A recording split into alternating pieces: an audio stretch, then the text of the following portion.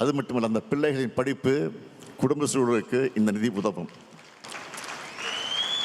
நான் உங்களுக்கு எல்லாம் சொல்லிக்கொள்வது, பொறுப்பில் இருக்கிற நிர்வாகிகளும் அவங்க சொல்றதை நிறைவேற்ற தொண்டர்கள் தான் கழகத்தோட வலிமை. நிர்வாகிகளை, தொண்டர்களை முன்னோடிகளாக கருதணும். தொண்டர்கள் இல்லாமல் இந்த இயக்கம் இருக்க முடியாது. அதுபோல நிர்வாகி இல்லாமல் இந்த இயக்கம் செயல்பட முடியாது. இருவருமே நம்ம குடியில் இருக்கக்கூடிய கருப்பு சிவப்பு போலதான் ஒற்றுமையாக செயல்படணும். மாவட்ட செயலாளர்கள் தங்களுக்கு இருக்கக்கூடிய நிர்வாகிகளையும், தங்களுக்கு கீழே இருக்கக்கூடிய நிர்வாகிகளையும், பொறுப்பாளர்களையும் அரவணைத்து செல்லணும். தாங்கும் தூண்கள் இல்லாமல் கோபுரம் நிற்க முடியாது என்பதை மனசில் வச்சு செயல்படுங்க.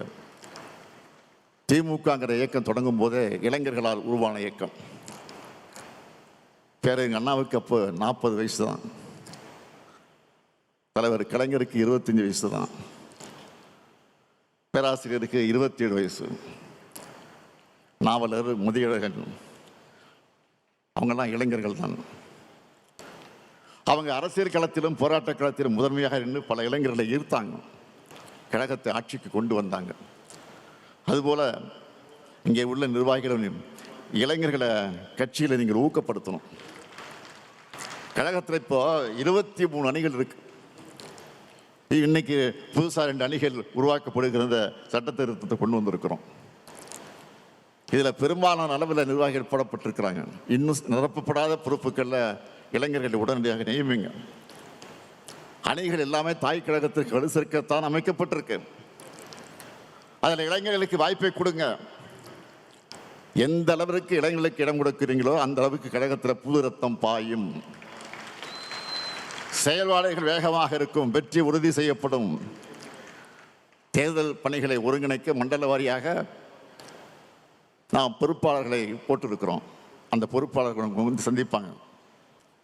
புதிய நிர்வாகிகள் சிறப்பாக செயல்படணும். 234 தொகுதிகளில் பார்வையாளராக நியமிக்கப்பட்டிருக்கக்கூடிய அவங்க பணிகளை அவங்க செஞ்சுட்டு இருக்கிறாங்க.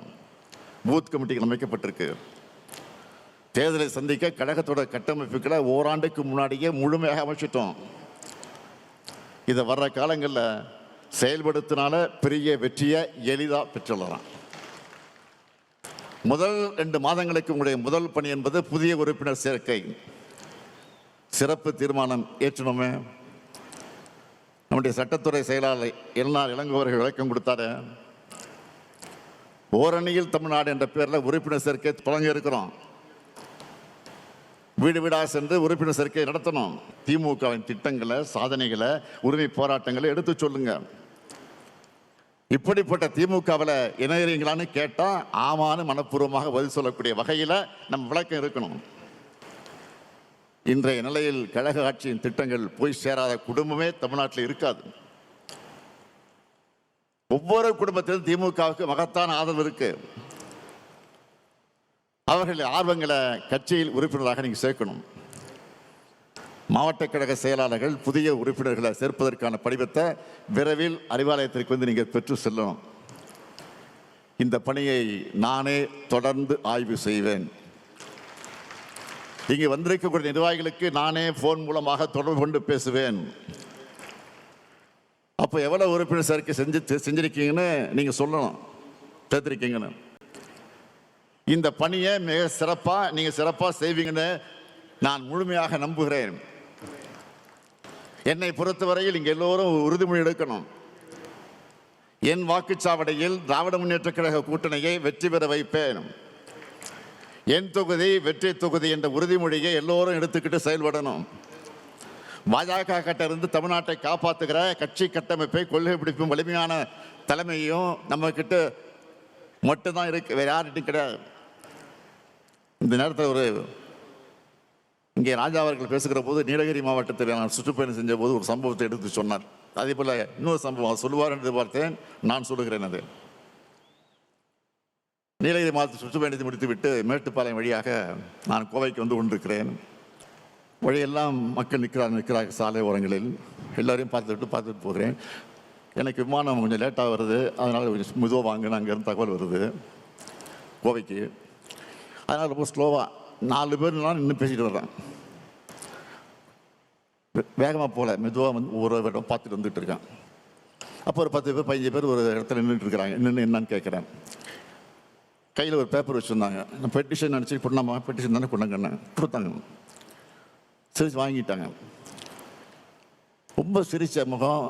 ஒரு நடுத்தர குடும்பம் தாண்டி இருக்கக்கூடிய குடும்பமாக இருக்கும் அது.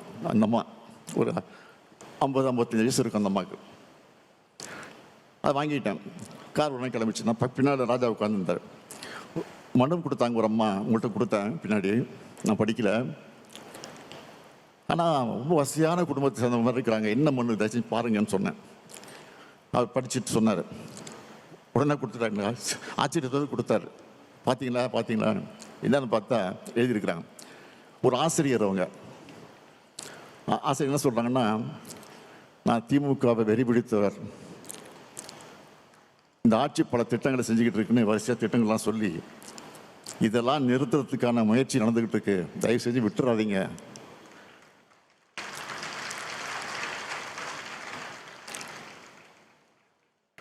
எங்கள் உறவினர்களெல்லாம் மாற்றுக் கட்சி தான், எதிர்கட்சி தான். நான் மட்டும் தான் திமுக. நான் சமாளிச்சுட்டு இருக்கேன். தயவுசெய்து நீங்கள் எப்படியாவது நீங்கள் தான் ஆட்சிக்கு வரணும், இது என்னுடைய வேண்டுகோள் அப்படின்னு எழுதி கொடுத்துருக்காங்க. வேற ஒன்றும் இல்லை, மனுவில் கோரிக்கையே இல்லை. இதுதான் ஆச்சரியமாக படிச்சு எங்களுக்கு. அப்போயே காரில் போயிட்டு இருக்கும்போதே அவங்களுக்கு செல் நம்பர் எழுதியிருந்தாங்க, குறிச்சிருந்தாங்க. அந்த செல் நம்பருக்கு உடனே ஃபோன் போட்டு நானே பேசுகிறேன். ரொம்ப மகிழ்ச்சியாக பேசுனாங்க. எப்படியாவது விட்டுறாதீங்க. இப்போ கூட வாரத்துக்கு 2 முறை ஃபோன் பண்ணிகிட்டே தான் இருக்கிறாங்க. நானும் பேசிக்கிட்டு தான் இருக்கிறேன். எதுக்காக சொல்கிறேன்னா, இன்றைக்கி மக்கள் இன்றைக்கு திராவிட முன்னேற்ற கழகத்தின் மீது அந்த அளவுக்கு நம்பிக்கை வைத்திருக்கிறார். ஆக நம்முடைய பணி என்பது முடிச்சிட்டோம். தேர்தல் இது மட்டும் போதாது. பூத்தளவில் ஜெயிக்கிற வாக்குகள் தான் தொகுதியில் வெற்றி பெற வைக்கும். தமிழ்நாடு முழுக்க எத்தனை உட்கட்டமைப்பு பணிகள் நடந்துட்டு இருக்குன்னு நம்மளுக்கு தெரியும். அதெல்லாம் தொய்வில்லாமல் சொன்ன தேதியில் முடிக்கப்பட்டு செயல்பாட்டுக்கு வரும்னா மீண்டும் நாம தான் ஆட்சிக்கு வரணும்னு புரிய வைங்க. ஜூன் முதல் வாரத்திலிருந்து என்னுடைய பணி என்னன்னா, கழக நிர்வாகிகளை தொகுதி வாரியாக அண்ணா அறிவாலயத்தில் நான் சந்திக்க போகிறேன்.